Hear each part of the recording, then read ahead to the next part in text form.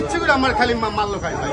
আমি যদি গালি দিতাম তো আমার মনটা বুঝতে পারতাম। আমি আমার ইচ্ছে করে আমার মাটি এখন আবার একটা ছোট্ট না দিয়ে গেল খালি খালি আমার মানে বসে আমার হুন্ডা 2-3টা ধাক্কা দিয়েছে আমার গাড়িটা ধাক্কা দেওয়ার পর আমি কিছু ভাইয়া ধাক্কা দিলেন কেন এই ধাক্কা দিলাম কইলাম কেন এইটাই আমার অফার।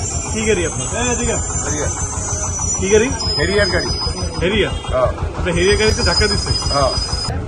কে দিচ্ছে?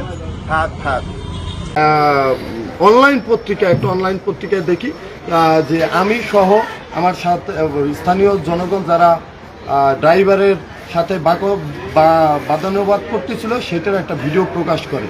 এতে তারা প্রকাশ করার চেষ্টা করতেছে আমি ছাত্রদলের সভাপতি একজন ড্রাইভারের সাথে কেন আচরণ করি।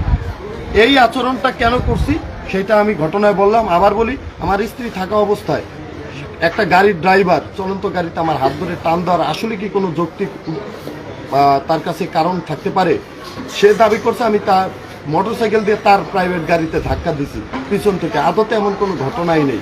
আমি হ্যাঁ, ওই যে কালকে আমাদের আমি তো কালিয়া বাজারে ওই জায়গাটা কালকে বাজারে কালেকশনের টাকা প্লাস হলে যে প্রেস ক্লাবের সভাপতি বা সেক্রেটারি জলিল ভাই উনি আমার কাছে একটা টাকা পাবেন। টাকা দেওয়ার জন্য পলাশ আমার এক ফ্রেন্ড ওকে সাথে নিয়ে আমি ইয়েতে যাচ্ছিলাম আর কি, ব্যাংকে টাকা জমা দেওয়ার জন্য যাচ্ছিলাম।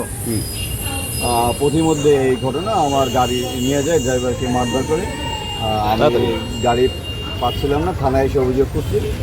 পুলিশ আপনার গাড়িটা উদ্ধার করছে, কিন্তু আপনার উপস্থিত সাংবাদিক তারপরে আপনার কী বলে আপনার স্থানীয় গণ্যমান্য ব্যক্তি ওনারা গাড়িটা খুঁজছে, কিন্তু গাড়ির ভিতরে আপনার চেক বই, পুবলি ব্যাংকের সাইন করা 3টা চেক, মার্কেন্টাইলের একটা, ঠিক আছে, একটা চেক বই, যেহেতু আমি বাজারে প্রতি সপ্তাহে আসতে পারি না, ওই চেক বই প্লাস হলো গিয়ে আমার ওই যে জলিল ভাইকে দেওয়ার জন্য 35 লক্ষ টাকা। এবং গতকালকে কালেকশন কত হয়েছে এইটা খাতা দেখলে বলা যাবে, মিথ্যা বলা তো আপনার মানে আনুমানিক থেকে বলা যাবে, আনুমানিক থেকে বলা যাবে, আনুমানিক সেটা 25-26 লাখ হতে পারে। ওই টাকাটা কি গাড়িতে ছিল? গাড়িতে ছিল।